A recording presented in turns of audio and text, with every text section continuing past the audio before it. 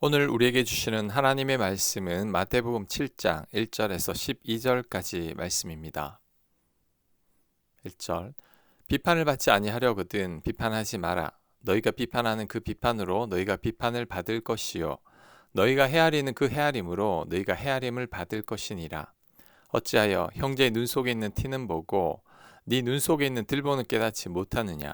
보라, 네 눈 속에 들보가 있는데 어찌하여 형제에게 말하기를 나로 내 눈 속에 있는 티를 빼게 하라 하겠느냐.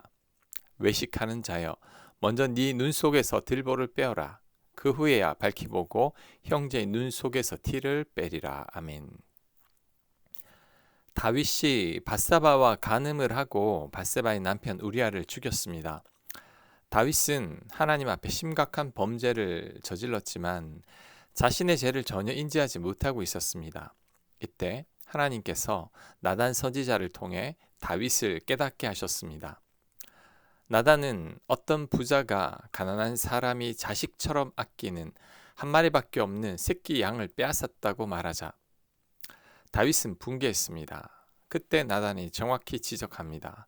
당신이 바로 그 부자입니다. 다윗 왕은 아내를 많이 거느리고 있음에도 부하의 아내를 빼앗고 부하를 죽였습니다. 이런 다윗 행위가 악한 부자보다 더 나쁘다는 것을 지적한 거죠. 그제야 다윗이 정신을 차렸습니다. 그 전까지는 자신이 얼마나 악한 자였는지를 몰랐던 거죠. 오늘 성경 말씀이 그대로 적용이 됩니다. 다윗은 자신의 눈 속에 있는 들보를 깨닫지 못하고 누군가의 눈 속에 티를 빼라고 비판한 겁니다. 그런데 다윗의 모습이 바로 우리들의 모습이죠. 우리들도 다른 사람 눈 속에 있는 티는 보면서도 내 눈에 있는 들보는 보지 못합니다. 사람들은 내가 하면 로맨스고 남들이 하면 불륜이라고 생각하죠. 우리는 모든 것을 내 위주로 생각하고 나에게 유리하게 생각하기에 우리의 비판이나 판단이 엉터리라는 것을 알아야 합니다. 사람들이 다투고 갈등하는 이유도 마찬가지입니다. 사람들은 본능적으로 모든 것을 자기 중심적으로 생각하기에 내가 다른 사람에게 피해를 주고 있다는 것을 전혀 인지하지 못합니다. 그래서 갈등이 생기고 오해가 생기고 다툼이 생깁니다. 서로 간에 대화가 안 되고 타협이 안 되는 거죠. 그래서 예수님은 아예 비판하지 말라고 하신 겁니다. 우리가 비판하는 기준이 지극히 내 중심적이고 나의 이기적인 기준이기 때문이죠. 지금 누가 마음에 들지 않습니까? 최근에 내가 비판하거나 판단한 사람은 누구입니까? 내 허물은 없는지 곰곰이 한번 생각해 봐야 합니다. 내 눈 안에 들보가 있지는 않은지 스스로 반성해 봐야 합니다. 어쩌면 나도 다윗처럼 내 잘못은 알지 못하고 상대만 탓했을 수도 있습니다.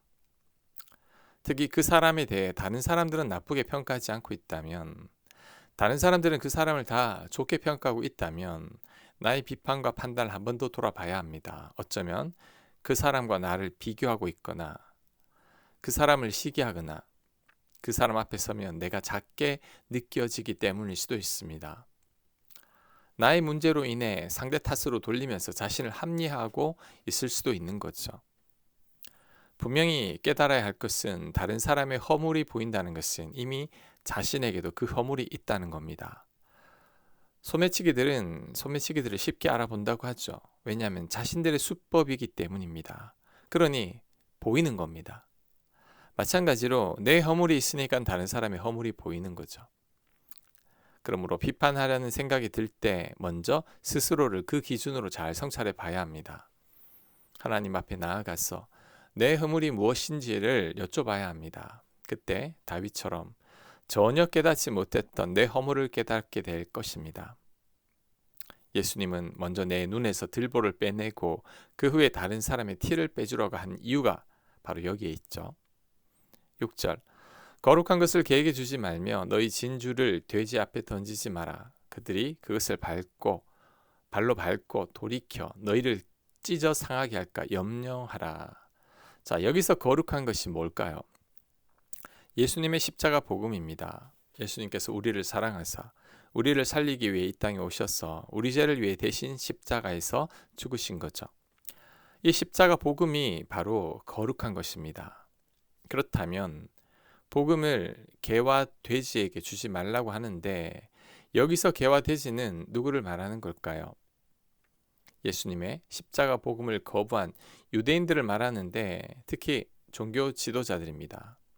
이들은 예수님의 십자가 복음을 거부했고 율법을 지킴으로 구원을 받는다고 주장을 했습니다. 아브라함의 후손이면 구원을 받는다고 생각했죠. 그래서 예수님의 십자가 복음을 거절한 겁니다. 심지어 예수님을 십자가에 못 박아 죽여버렸죠. 개와 돼지처럼 거룩한 것을 주었더니 그 가치를 모르고 밟더니 급기야는 물어 뜯어버린 겁니다. 그래서 예수님은 거룩한 것을 개나 돼지에게 주지 말라고 한 거죠. 지금 우리가 예수님의 십자가 복음을 믿고 있다면, 그 사랑을 알고 있다면 진실로 감사해야 합니다. 우리에게 거룩한 복음을 알게 하신 하나님의 은혜이죠. 예수님을 아무리 믿으려고 해도 안 믿어지는 분들이 있습니다. 믿어지는 게 은혜죠. 예수님을 아는 지혜를 주신 것이 은혜입니다.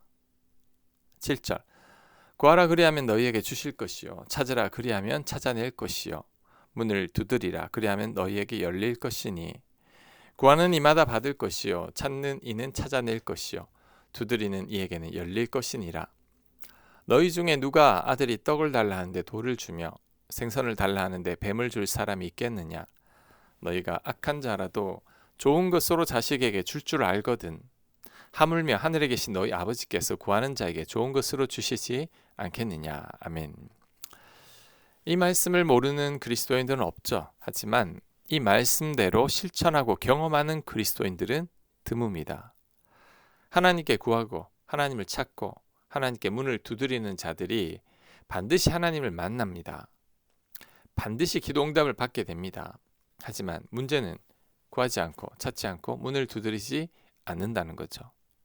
주께 구함 없는 거로 복을 얻지 못하는 겁니다. 안타까운 마음에 예수님께서 한 번 더 강조하십니다. 악한 자들도 자신의 아들이 떡을 달라고 하거나 생선을 달라고 하면 다 주지 않느냐.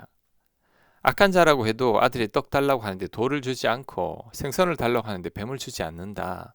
하물며 하나님께서 사랑하는 우리들에게 좋은 것들을 주시지 않겠느냐. 그 말인 거죠.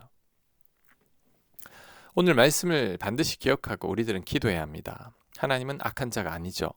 우리를 사랑하사 아들을 주신 하나님이십니다. 그런데 왜 우리들의 기도를 거절하시겠습니까? 가장 소중한 아들을 주신 하나님이신데 왜 우리들에게 좋은 것들을 주시지 않겠습니까? 하나님은 우리들에게 다 주시고 싶어 하십니다. 그런데 우리가 하나님께 구하지를 않으니 그게 안타까운 거죠. 특히 8절에 구하는 이마다를 기억해야 합니다. 이 말씀은 누구나 다 응답을 받는다는 말씀이죠. 누구의 기도는 듣고 누구의 기도는 듣지 않는다는 말이 아니라 기도하는 자들의 모든 기도는 하나님께서 다 듣고 응답하신다는 것입니다. 물론 이렇게 말할 수도 있습니다. 제 기도는 듣지 않던데요. 이런 분들이 많을 겁니다. 특히 남성들은 기도가 익숙하지 않죠. 그래서 기도해도 소용이 없다고 말하는 겁니다. 하지만 절대 그렇지 않습니다. 하나님께서 우리들의 기도를 다 듣고 계십니다. 응답이 없다면 두 가지 이유 때문일 겁니다. 첫째는 잘못된 기도를 하고 있을 때 응답이 없습니다. 우리들은 탕자처럼 무지해서 내가 잘못된 길을 가면서도 그 길을 가게 해달라고 기도할 때가 많습니다. 이때는 응답하지 않으십니다. 자, 두 번째는 간절함이 없기 때문입니다. 기도를 들어주시면 감사하지만 그렇지 않다고 해도 그만이죠. 이런 마음으로는 응답을 받지 못합니다. 특히 오늘 성경에서 구하고 찾고 두드리라는 헬라어 동사는 계속 명령형입니다. 계속 명령형은 한 번만 구하라는 게 아니라 계속해서 응답하실 때까지 간절히 구하라는 겁니다. 한두 번 기도하고 포기하거나 하나님께서 내 기도 듣지 않는다고 말하지 말라는 거죠. 예수님은 구하는 이마다 응답받는다고 분명히 약속하셨습니다. 기도할 때는 끈질기게 계속해서 구하라고 말씀하셨습니다. 우리들은 이 말씀을 굳게 믿고 계속해서 구하고 찾고 문을 두드려야 합니다. 그럴 때 가장 좋은 것을 주시고 싶어 하시는 하나님께서 구하는 입마다 응답해 주실 것입니다. 12절. 그러므로 무엇이든지 남에게 대접을 받고자 하는 대로 너희도 남을 대접하라. 이것이 율법이요 선지자니라. 아멘. 자, 그러므로라고 했는데 앞에 모든 산상수훈의 예수님 말씀을 다 포함하는 접속사입니다. 앞에 계명을 다 말씀하고 나서 그러므로라는 뜻이죠. 그렇다면 앞에 있는 모든 계명은 남에게 대접받고자 하는 대로 너희도 남을 대접하라는 겁니다. 이것이 율법이요 선지자라고 합니다. 황금률이라고 알고 있는 계명인데 먼저 남을 배려하라는 거죠. 다른 말로 하면 먼저 타인을 사랑하라는 겁니다. 사랑이 핵심이죠. 내가 하기 싫은 건 남 시키면 안 됩니다. 내가 원하는 것은 남도 원하니 먼저 남부터 챙기라는 거죠. 배우자에게 바라고 기대하기보다 내가 먼저 배우자가 바라는 대로 해주는 겁니다. 자식은 부모님이 바라는 대로 하고 부모님은 자식이 바라는 대로 해주는 거죠. 상사는 직원을 먼저 생각하고 직원은 상사를 먼저 생각하는 겁니다. 이 황금률대로 사는 자가 적습니다. 하지만 지키기만 하면 모든 율법을 다 지키는 것과 같죠.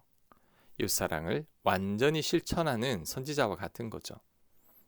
힘들지만 노력해 봤으면 합니다. 상대를 먼저 생각하고 배려하고 사랑해야 합니다. 예수님은 이 사랑을 실천하셔서 우리를 먼저 배려하고 사랑하셔서 십자가에서 우리 대신 죽으셨습니다. 이제는 우리가 그 사랑을 실천할 차례입니다. 아멘. 하나님, 대접받고자 하는 대로 먼저 대접하는 저희가 되게 하옵소서. 그게 바로 사랑임을 깨닫게 해주시고 특별히 구하는 이마다 응답하신다 하였사오니 하나님께 기도하는 저희가 되게 하여 주시옵소서. 예수님 이름으로 기도합니다. 아멘.